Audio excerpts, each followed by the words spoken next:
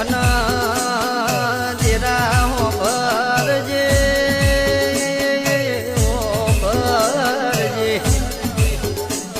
આઠમના દાડે તારો કોડાયો જીતી ભર્યો હોય ઓ મારી આખી પજવેણી એક પલોઠીએ તારા મઢે ભીડીથી હોય અન તન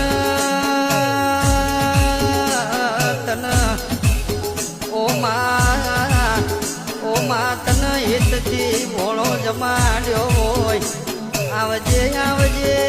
મારો મખા પાદર ઘડીક પ્રભુ લઈને નમો